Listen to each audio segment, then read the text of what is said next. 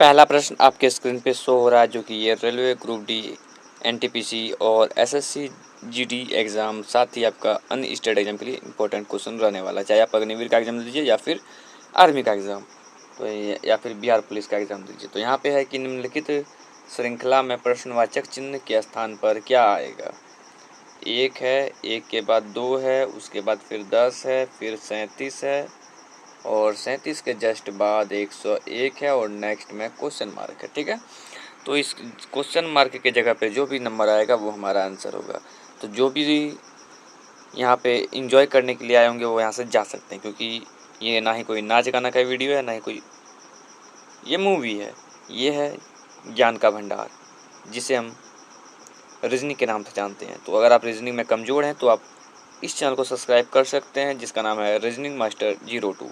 आप चाहें तो इंस्टाग्राम में भी जाके हमें फॉलो भी कर सकते हैं। तो चलिए क्वेश्चन मार्क के जगह पे क्या आंसर आएगा उससे हम यहाँ पे ढूंढते हैं। और आज मैं आपको ना ही लाइक करने के लिए कहूँगा, ना ही शेयर करने के लिए कहूँगा, क्योंकि वीडियो अगर आपको पसंद आएगा और क्वेश्चन अगर आपको समझ में आएगा तो आप स्वयं इस वीडियो को शेयर करिएगा। इसलिए ना ही मैं लाइक करने के लिए कहूँगा, ना ही शेयर करने के लिए। तो 1 के बाद 2 आया, 2 के बाद फिर आपका 10 आया, 10 के बाद आपका 37 आया, 37 के बाद आपका 101 आया। तो ऐसे क्वेश्चन को देख के आपके दिमाग में पहला चीज़ चलता हुआ कि हम यहाँ पे जोड़ करके देखते हैं। ठीक है, कि जोड़ करके देख लेते हैं। अगर हम जोड़ के देखें तो यहाँ पे +1 हो रहा है, आगे बढ़ रहा है सीरीज। यहाँ पे +8 में आगे बढ़ रहा है सीरीज। यहाँ पे आपका +27 में आगे बढ़ रहा है सीरीज, ये जो जा रहा है हमारा। और यहाँ पे अगर जा रहा है तो 101 में अगर 37 घटाइएगा तो आपका आएगा 64। तो आप यहाँ पे एक चीज़ बहुत ही ध्यान से अगर आप देखिएगा तो आपको आंसर मिल गया होगा कि एक जो है ये आ रहा है, 8 आ रहा है, 27 आ रहा है और 64 आ रहा है। तो नेक्स्ट में हम क्या करें कि ये क्वेश्चन मार्क हमारा आंसर आ जाए, क्वेश्चन मार्क की जगह पे जो भी आंसर है वो हमारा आ जाए। तो आप अगर ध्यान दीजिएगा तो 1 और 8 के बीच में अगर डिफरेंस देखिएगा तो एक जो है ये एक स्क्वायर में है और क्यूब में भी है।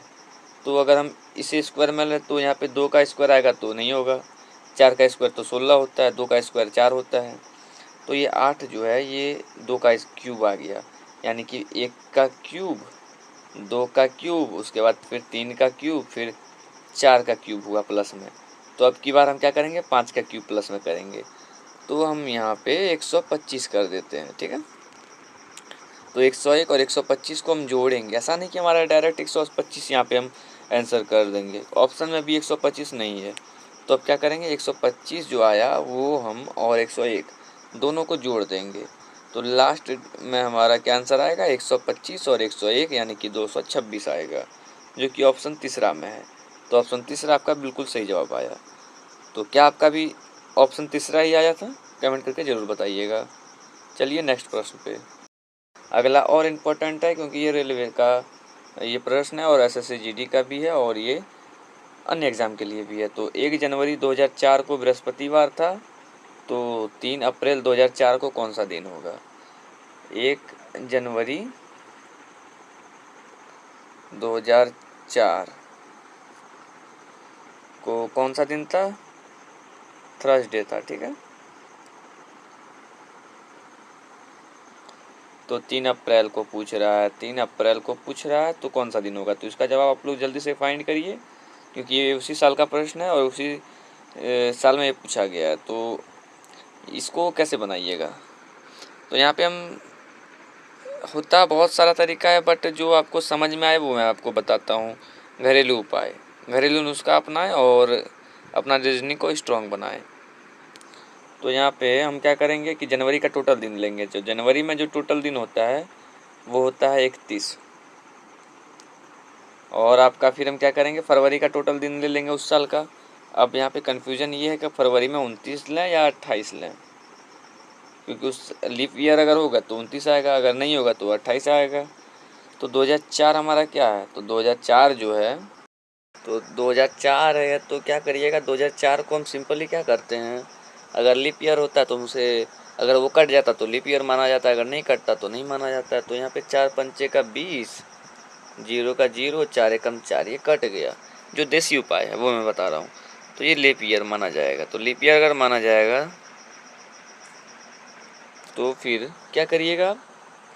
तो अब आप कहिएगा कि लीप ईयर अगर है तो ये 28 नहीं 29 दिन हो जाएगा। तो यहाँ पे 29 लिख लेते हैं। उसके बाद मार्च का हम दिन गिनते हैं, ठीक है। तो मार्च में कितना दिन होता है, 30 या 31। तो मार्च में होता है 31 दिन, और अप्रैल में आपका 3 दिन। तो यहाँ से आप कहिएगा कि आपने जो है यहाँ पे इसको छोटा करके बताइए, क्योंकि इतना लंबा जोड़ तो करूँगा तो टाइम लग जाएगा। तो मैं कहूँगा कि यहाँ पे इसको काटो 7 से, क्योंकि एक सप्ताह में 7 दिन होता है। तो हम इसे 7 से काटेंगे तो सेम सेम आ जाएगा। तो 7 से अगर काट दिया हमने तो यहाँ पे 3 दिन बचा, यहाँ पे बचा। इसे काटा तो 7 चौका 28, 1 दिन बचा। इसे जब हमने काटा तो यहाँ पे हमारा बचा 3 दिन, और इसे यहाँ पे 3 दिन। तो ये 3 3 6 1 7 और 3 10 दिन आया हमारे पास। ये 10 दिन आया, ठीक है। तो 10 दिन जब हमारे पास आ गया तो अब आप कहिएगा कि अब क्या करें हम यहाँ पे। तो यहाँ पे अब कुछ नहीं करना है। 10 दिन जो आया हमारा, तो इसमें से एक दिन पहले काटिए। आप कहिएगा एक दिन कौन सा आपने काटा। तो एक दिन जो हमने काटा वो 1 जनवरी वाला दिन काटा, यानी कि 1 जनवरी को हमारे पास बृहस्पतिवार है, ये तो हमें पता है, ठीक है। 1 जनवरी वाला बृहस्पतिवार हमें पता है। तो हम अब क्या करेंगे, अब बचा हुआ 9 दिन हम यहाँ पे लेंगे। तो 9 दिन लेंगे हम यहाँ पे, आगे बढ़ेंगे। तो अब इसको भी थोड़ा इजी कर देते हैं कैलकुलेशन। तो 9 को अगर हम इजी करेंगे तो भाग दे देंगे, तो बचेगा हमारे पास शेषफल 2। जब शेषफल 2 बचेगा तो हम क्या करेंगे अब कि इजी करने के लिए मैं बता रहा हूँ। 9 दिन हमारे पास था, उसमें से अगर हम देखिए कोई भी दिन अगर हो तो वो 7 दिन बाद दोबारा वही दिन आता है। तो 9 को जब हम 7 से काटे तो हमारे पास शेषफल 2 आया। अब 2 दिन हम आगे बढ़ जाते हैं। तो बृहस्पतिवार के बाद होगा शुक्रवार, और शुक्रवार के बाद होगा शनिवार। तो शनिवार जो होगा, क्या वही आपका राइट आंसर होगा? तो अब आप कहिएगा बिल्कुल शनिवार ही आपका राइट आंसर आ जाएगा। सैटरडे जो है वो आपका बिल्कुल परफेक्ट आंसर आ जाएगा। तो सैटरडे किस ऑप्शन में है? तो सैटरडे आपका तीसरा ऑप्शन में है। तो यहाँ से इस क्वेश्चन को भी राइट आंसर निकल के आ गया। तो आप ये भी बताइएगा कि ये आपने सही किया था या नहीं किया था। अब चलते हैं अगले प्रश्न पर। ये जो प्रश्न है ये कथन और निष्कर्ष का प्रश्न है। काफ़ी सारे दोस्त इसमें कन्फ्यूज हो जाते हैं और वो सही नहीं कर पाते हैं। तो कथन और निष्कर्ष का है तो क्या होता है कि अगर कथन में दिया है कि जो सूरज है वो आम है, तो हमको मान लेना है कि वो सूरज आमे है। अगर वो कथन में दिया है कि सूरज को हम खा जाएंगे, तो मान लीजिए कि सूरज को हम खाइए जाएंगे, क्योंकि यही इसका सत्यता है। तो सभी फाइल कागज़ है यहाँ पे दिया हुआ है। तो हम इसको छोटा छोटा लिखेंगे ताकि आपको समझ में आए। तो फाइल हम F से डी करते हैं, तो सभी का सभी फाइल क्या है? कागज़ है। तो के से कागज़ कर लेते हैं। दूसरा कह रहा है कि कुछ कागज़ पुस्तक हैं, तो कागज़ का कुछ हिस्सा ऐसे कर लेते हैं जो पुस्तक पी से पुस्तक। और ये तो बुक करते हैं, बुक करेंगे तो ठीक रहेगा। और कुछ पुस्तकें पत्रिकाएं हैं, तो कुछ पुस्तकें यहाँ पे पत्रिकाएं बता रहा है, तो कुछ पुस्तकें यहाँ पे हम पत्रिकाएं में कर लेते हैं। और यहाँ कह रहा है कि कोई पत्रिका कागज़ नहीं है, तो ठीक है भाई, कोई पत्रिका जो है वो कागज़ नहीं है। इस दोनों के बीच में कोई रिलेशन नहीं है। लेकिन बुक का रिलेशन कागज़ से भी है और पत्रिका से भी है। तो हम निष्कर्ष को पढ़ते हैं। निष्कर्ष क्या कह रहा है कि सभी फाइलें पत्रिकाएं हैं। तो सभी की सभी फाइलें क्या है? पत्रिकाएं हैं क्या भाई? तो कहिएगा नहीं है। तो निष्कर्ष एक गलत है हमारा। तो यहाँ पे ऑप्शन को आप यहाँ पे एक बार जांचिएगा, एक और दोनों लागू होते हैं। अगर हमारा ऑप्शन एक गलत है कि सभी फाइलें पत्रिकाएं नहीं है, तो फिर हमारा क्या होगा? ये तो ऑप्शन में आएगा नहीं। अब यहाँ पे दूसरा है कि ना तो निष्कर्ष एक और ना ही निष्कर्ष 2 लागू होता है। तो ये शायद पता नहीं क्या होगा, क्योंकि हमने अभी तक जांचा नहीं है। तो हम तीसरे को पढ़ते हैं, केवल निष्कर्ष एक लागू होता, तो ये तो होगा नहीं भाई, निष्कर्ष एक तो पहले हमारा गलत हो गया। तो इससे हमने क्या निकाला कि दो ऑप्शन हमारे पास अब बचता है, केवल निष्कर्ष दो लागू होता है या निष्कर्ष एक और दो, दोनों ही गलत है। तो हम नीचे वाला भी पढ़ लेते हैं। नीचे वाला क्या है यहाँ पे, सभी पुस्तकें पत्रिकाएं हैं, पत्रिकाएं और पुस्तकें, ये क्या सभी पुस्तकें पत्रिकाएं के अंदर है क्या भाई, कहिएगा नहीं है सर। तो यहाँ से हमारा ये भी गलत हो जाएगा, चौथा ऑप्शन। तो दूसरा ऑप्शन हमारा सही रहेगा कि ना तो निष्कर्ष एक ना ही निष्कर्ष दो लागू होता है। तो अगर आपका भी रीजनिंग कमज़ोर है तो आप हमसे ज़रूर जुड़िएगा। इसे दोबारा समझाता हूँ। पहले हमने डायग्राम बनाना सीखना है। अगर यहाँ पे क्या कह रहा है, सभी फाइलें कागज़ है, तो ये फाइल हो गया, ये कागज़ हो गया, और कुछ कागज़ पुस्तकें हैं। कागज़ का कुछ हिस्सा पुस्तक में हमने यहाँ पे काट लिया, ये वाला जो हिस्सा है ये पुस्तक का हमने बुक लिखा, और कुछ पुस्तकें पत्रिकाएं हैं, तो ये कुछ बुक का हिस्सा यहाँ से काट लिया हमने जो पत्रिकाएं में है। लेकिन यहाँ पे एक और बात बोला कि कोई पत्रिका कागज़ नहीं है। अगर हम इसको इधर से काटते तो हमारा गलत हो जाता, क्योंकि कोई भी पत्रिका और कागज़ के बीच में कोई डिफरेंस नहीं रहना चाहिए, कोई संबंध नहीं रहना चाहिए। अब हम इसका आंसर अगर निकालें, यहाँ पे निष्कर्ष पढ़ रहे हैं, तो सभी फाइलें पत्रिकाएँ हैं, तो सभी का सभी फाइल जो है वो पत्रिका के अंदर है, तो कहिएगा नहीं है। तो अब निष्कर्ष एक तो ऑटोमेटिक गलत हो जाता है। अब निष्कर्ष दो बचता है, जो कि यहाँ पे है सभी पुस्तकें पत्रिकाएँ हैं, नहीं है। तो क्या सभी पुस्तकें पत्रिकाएँ नहीं है, सभी पुस्तकें पत्रिकाएँ नहीं है। तो आप कहिएगा कि यहाँ तो लिखा हुआ सभी पुस्तकें पत्रिकाएँ नहीं है, ये तो बिल्कुल सही है। लेकिन यहाँ पे ध्यान दीजिएगा कि नेगेटिव लागू नहीं होता है, ठीक है। सभी पुस्तकें बुक पत्रिकाएँ नहीं है, ये बात बिल्कुल सही है कि सभी पुस्तकें पत्रिकाएँ नहीं, लेकिन कुछ पुस्तक जो है वो पत्रिका तो है। यहाँ पे नेगेटिव हमारा नहीं चलेगा, तो दोनों ऑप्शन हमारा गलत हो गया। अब जरा इस प्रश्न को देखिए कि निम्नलिखित आकृति में कितनी सरल रेखाएं हैं। 1 2 3 4 5 6 7, गिनिए गिनिए गिनिए, जल्दी से गिनिए। 8 9 10। तो सरल रेखा का नियम है कि ये एक ऐसे, एक दो, और एक आपका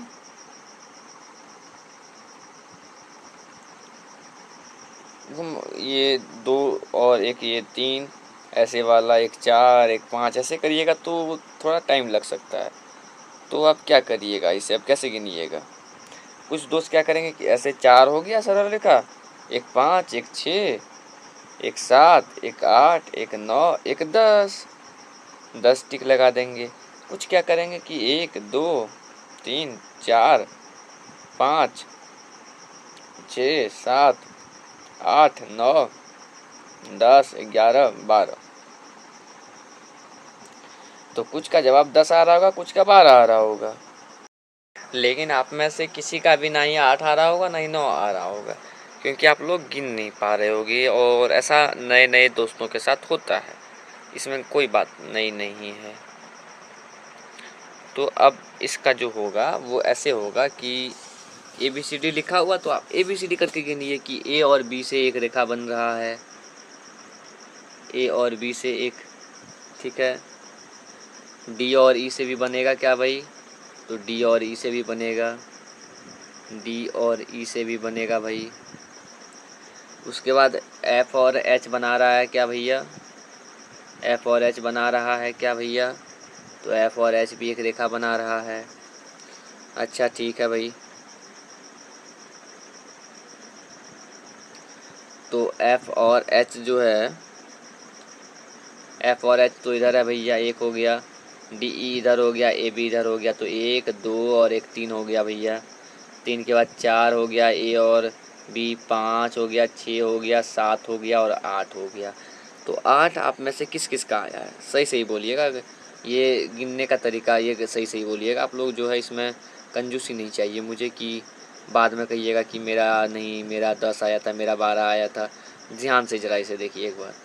रेखाएं जो है, सरल रेखाएं पूछ रहा है हमसे, तो सरल रेखाएं जब हमसे पूछ रहा है तो वो हमें बताना है। तो एक तो ये होता है, एक ये होता है, एक ये क्रॉस में होता है। सरल रेखा यानी कि एक ये बीच में टूटेगा नहीं, ठीक है।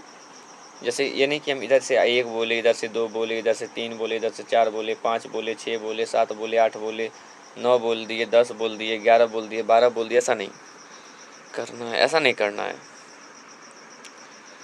तो ये 1 हो गया, ये 2 हो गया, ये 3 हो गया, ये 4 हो गया, उसके बाद ये 5 हो गया, या ऐसे भी अगर नहीं गिनना है आपको तो 1 2 3 4 5 6 7 8 रेखा, तो 8 आपका यहाँ पे बिल्कुल राइट आंसर बन जाएगा। अब ये जो प्रश्न बच गया आपके पास कि लुप्त अंक ज्ञात करिए, तो इसे भी अब देखिए कैसे होगा। ये 5 है, ये 12 है, ये 26 है, क्वेश्चन मार्क है, 110 और 222 है, ये कैसे बनेगा। तो यहाँ पे इसे अब क्या करिएगा, तो ये तो बड़ा कन्फ्यूजन वाला चीज़ हो गया भाई। लेकिन अगर आप इसे ध्यान से ज़रा देखिएगा तो हम छोटा नंबर से बड़ा नंबर की ओर बढ़ते हैं, ठीक है। तो 5 से हम 12 की ओर बढ़ते हैं। तो अगर हम ऐसा कर दें कि 5 या 15 होता है, -3 करेंगे तो नहीं चलेगा। हाँ, लेकिन अगर 5 दूनी का 10 कर दें और प्लस का 2 कर दें तो क्या आ रहा है हमारे पास, कहिएगा। आपके पास 12 आ रहा है। तो यहाँ पे हमें करना क्या पड़ेगा, करना ये पड़ेगा कि अगर आपने ये प्लस गुना का 2 और प्लस का 2 अगर लिया है तो हर बार आपको गुना का 2 प्लस का 2 ही लेना होगा। नहीं लीजिएगा तो आप गलत कहलाइएगा, ठीक है। तो अब क्या करिएगा कि ये जो 12 के बाद हमें 26 पर जाना है, तो क्या करिएगा कि 12 गुने में 2 जोड़ में 2, तो 12 दूने का 24 और 2 26 हो जाएगा। कहिएगा फॉर्मूला आपका काम कर गया, गुना 2 और प्लस 2 वाला। तो अब यहाँ से 26 गुने में 2 कर दीजिए, तो कितना आ रहा है, 52 आ रहा है। तो 52 सही है क्या, नहीं, अभी हमारे पास अधूरा है, तो प्लस 2 भी करना है, तो ये आपका 54 आ जाएगा लास्ट में। तो 54 जो होगा वो आपका यहाँ पे सटीक आंसर निकलेगा। हाँ, अब आप क्या करिएगा, अगर आप एग्ज़ाम में बैठे हो तो क्या आप इधर वाला भी चेक करिएगा क्या, तो नहीं करना है। ये आपका रहना चाहिए तरीका कि आपने इसे बनाया तो ईश्वर भी इसे गलत नहीं कर सकता, बस। तो अगला प्रश्न की और आपको ले चलता हूँ। अब ये जो प्रश्न आपके पास आ गया, ये आ गया ब्लड रिलेशन का प्रश्न कि डी पिता है बी का, तो डी जो है वो कौन है भाई, पिता है किसका है भाई, तो बी का है। और बी ननंद है सी की, तो बी कौन है भाई, बी जो है वो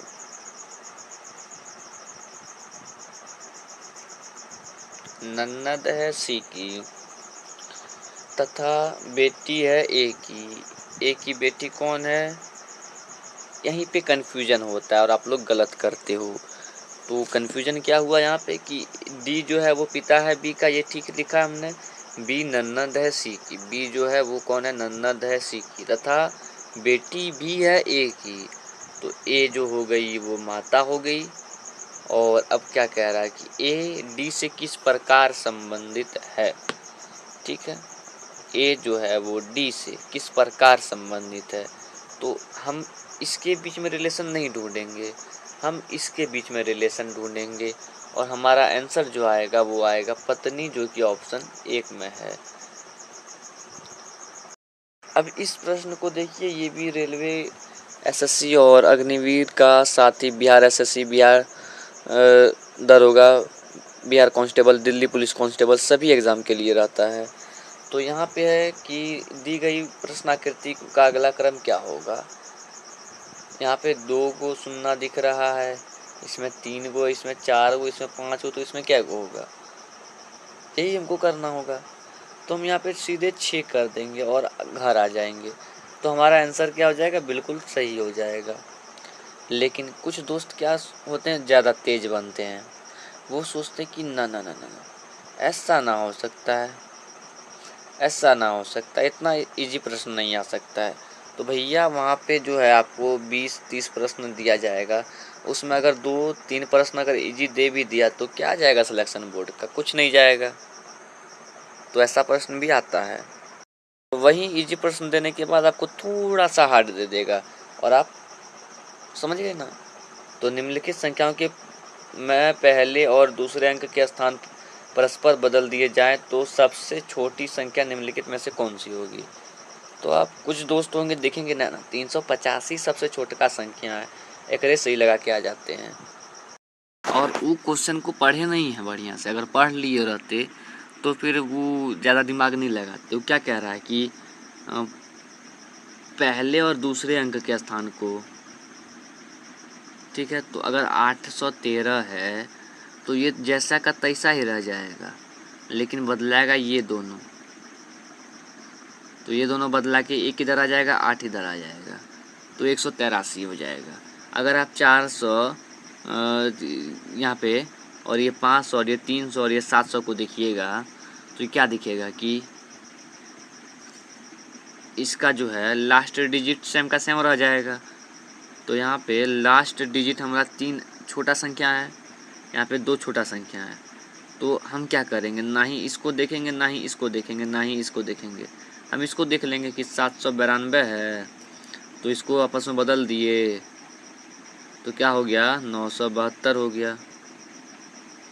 ठीक है, तो लास्ट में 2 छोटा संख्या ठीक है, लेकिन ये 900 आ रहा है तो ये नहीं होगा। बस हमारा हो गया।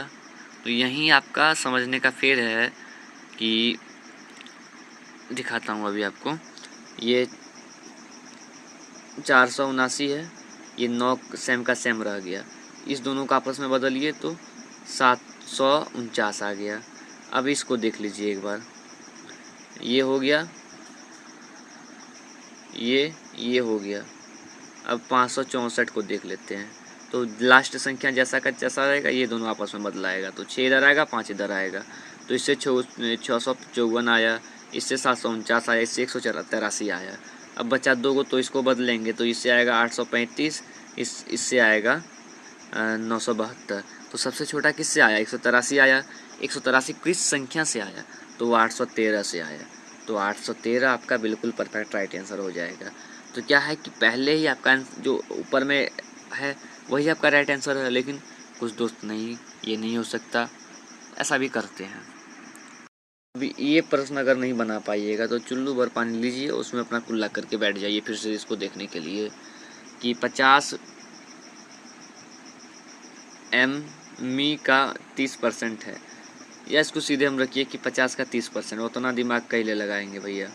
तो 30/100 कर देते हैं, जो आएगा वही हमारा आंसर हो जाएगा। एक शून्य से इसको काट दीजिए, दूसरे का शून्य से इसको भी काट दीजिए, तो बच गया का भैया हमारे पास, तो 5 गुने में 3 बचा, जो कि हमारे पास आ गया लास्ट में 15। तो 15 को हम सही कर देते हैं, बाकी देखा जाएगा। जय श्री राम। प्रश्न में उतना समय थोड़े देने जाएंगे, जो बोला सो कर दिया, जो करा सो बोल दिया। अब इसको जरा देखिए, पहले और दूसरे में अंतर कैसे करना है। जैसे इस दोनों को देख लीजिए एक बार, वैसे ही इसको बनाना है। तो साला ये हो का रहा है, कुछ तो गड़बड़ है दया। लेकिन वो ही नहीं देखेंगे कि यहाँ पे खाली है, यहाँ पर भी खाली है, यहाँ पर भी खाली है, यहाँ पर भी खाली है। वो 4 को खाली कोनवा भर दिया है, 1 2 3 यार 4 गो। तो यहाँ भी क्या किया, 4 को खाली कोनवा भरा है ही। तो हम भी क्या करेंगे, ऐसा खोजेंगे जिसका चारों कोनवा नहीं भरल हो। इसमें तो भैया 2 कोना भर दिया, तो ये हो नहीं सकता है। इसका तो 1 कोनवा नहीं भरल है, बाकी 3 कोना इसका भी भर दिया गया, तो ये भी नहीं हो सकता है। लेकिन इसका जो है चारों कोनवा ये भी वैसे ही भर दिया है, और ये बीच भी भरा, तो ये भी नहीं होगा। ये आपका बिल्कुल सही हो जाएगा। हमको क्या देखना था कि ये भाग जो है, दिखाते हैं अभी लिख के, इस तरह था, ऐसन ऐसन और ऐसन ऐसन है। अगर ये चारों कोना भरा हुआ तो ये चारों कोना खाली रहेगा, बाकी चीज़ भर जाएगा। ये वाला भरा रहेगा, ये वाला भरा रहेगा, तो ये जो रहेगा यही हमारा आंसर हो जाएगा। तो ये कैसा है बना हुआ, ये तीसरा ऑप्शन में है, तो तीसरा ऑप्शन सही है। इसको भी देख लीजिए, ये रीजनिंग में भी रहता है, मैथ में भी रहता है, बोर्ड मास का है ये। तो हमको पहले अंदर वाला सॉल्व करना रहता है। तो 6 में 1 घटाएंगे तो हमारे पास 5 आ जाएगा, और 5 में जब 7 में जब 5 घटाएंगे तो 2 बचेगा। तो यहाँ तक तो 2 आ गया, 2 आ गया, ये यहाँ तक में 2 में, फिर 8 में जब 2 घटाए तो हमारे पास क्या बचा, 6 बचा। तो 6 में अब यहाँ पे लास्ट 9 आते हैं, 9 में जब 6 घटाएंगे तो 3 बचेगा, और 3 आपका किस में है, तो 3 आपका चौथा ऑप्शन में है। चाहें तो आप इसे चेक कर सकते हैं। जो भी दोस्त हमारे यहाँ तक रुके हुए 24 मिनट तक में, वो एक बार कमेंट में अपना नाम ज़रूर दीजिएगा, मैं उनको स्पेशल थैंक्स बोलूँगा। निम्न प्रश्न में दिए गए विकल्पों में से लुप्त संख्या ज्ञात कीजिए। 45 है, 11 है, 1 है, 5 है, 5 है, 1 है, तो इसको कैसे करिएगा। तो चलिए अब इसको ज़रा देखते हैं। इसको इस तरह से बना सकते हैं या ऐसे भी बना सकते हैं। तो हम 45, 11, 1 नहीं ला सकते हैं, लेकिन अगर हम 45 प्लस में 5 देखें तो 50 आ रहा है। तो 11 प्लस में 5 हमारा 16 आ रहा है। तो 1 प्लस में 1 कितना आएगा, कर दीजिए कमेंट, अब उतना भी नहीं शर्माइए।